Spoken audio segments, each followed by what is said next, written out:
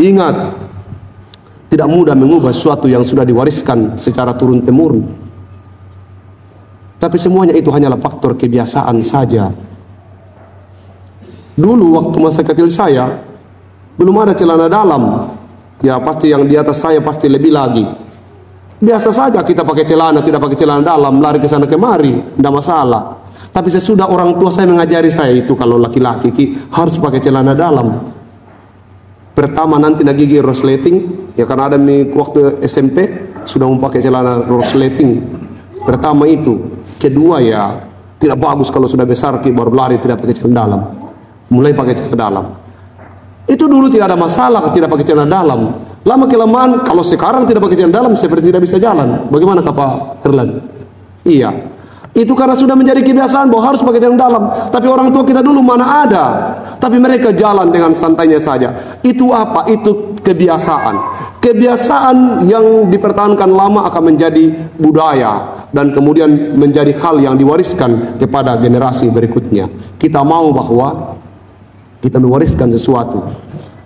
Yaitu mencintai Tuhan itu adalah warisan. Tidak enak rasanya. Dan tidak nyaman rasanya. Kalau ada persekutuan, kita tidak ada di sana.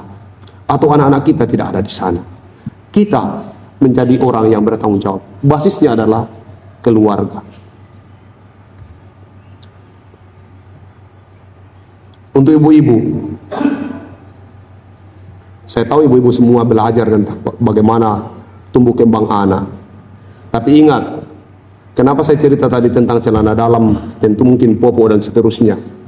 Anak 0 sampai 2 tahun itu motorik. Dia ingin selalu bergerak.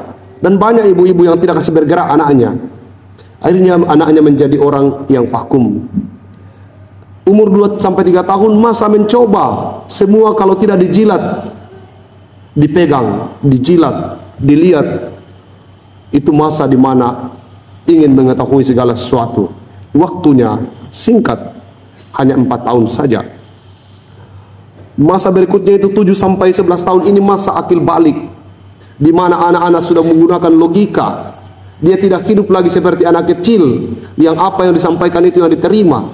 Di umur 7 sampai 11 tahun itu masa mulai bertanya, kenapa harus begitu Papa? Kenapa harus begini Mama? Di mana Tuhan? Kenapa harus ke gereja? Kenapa?